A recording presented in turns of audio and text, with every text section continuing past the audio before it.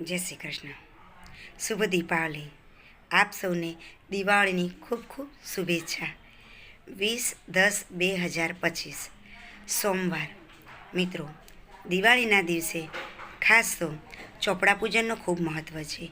વેપારી વર્ગ, વિદ્યાર્થી વર્ગ તેમજ લેખન વૃત્તિ કરનારા વિદ્વાનો, પંડિતો માટે આ દિવસ ખૂબ મહત્ત્વનો છે.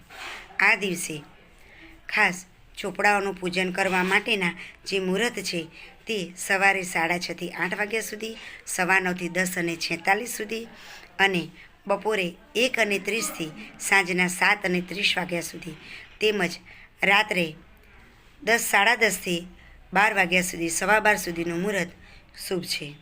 મિત્રો, દિવાળીના દિવસે ચોપડા પૂજન કરીએ એટલે કે શુભ નવા ચોપડાઓ જે ખરીદેલા છે શુભ મુહૂર્તમાં, તે ચોપડાની અંદર મહાલક્ષ્મી માતા, ગણેશ તેમજ સરસ્વતીનું નામ લાલ કલમથી અથવા તો દાડમની કલમથી કેસરયુક્ત ચંદનથી લખવું, તેમજ ગંધ એટલે કે ગંધ પુષ્પક સુગંધી દ્રવ્ય ષોડશોપચાર પૂજન તેમજ તેનું શુભ સ્તોત્ર એટલે કે દિવાળીને લગતા જ લક્ષ્મી સ્તોત્ર, કનકધારા સ્તોત્ર, કુબેર યંત્ર, કુબેરના સ્તોત્ર, લક્ષ્મી યંત્ર, લક્ષ્મીના સ્તોત્ર તેમજ ગણેશ યંત્ર, ગણપતિના સ્તોત્ર, આનું પણ વિશેષ પૂજા કરવામાં આવી છે.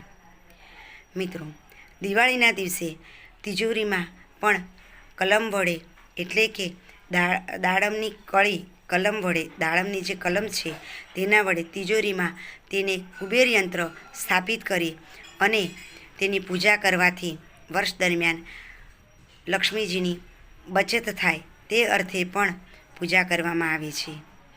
તેમજ મહાકાળી, મહાલક્ષ્મી અને મહાસરસ્વતીનું આહ્વાન કરી તેની પૂજા કરવી, મંત્રો જાપ કરવા, સ્તોત્ર કરવા અને તેને કમળની પૂજા અથવા તો કમળથી પૂજા કરવી, કમળની પાંદડીઓથી પૂજા કરવી અને હા, કમર કાકડીની માળા હોય તો તેનાથી પણ આપ તેના મંત્ર જાપ કરી અને ચોપડા પૂજન કર્યા બાદ હળદરવાળા અક્ષત તેને ચડાવવા અને ત્યારબાદ તે જે ચોપડા છે તેને યથાયોગ્ય જગ્યાએ શુભ મુહૂર્તમાં મૂકવાથી વર્ષ દરમિયાન ખૂબ જ સારી બરકત રહે છે અને નફાકારક તમારું નવું વર્ષ રહે છે.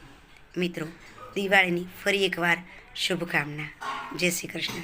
હેપી દિવાળી.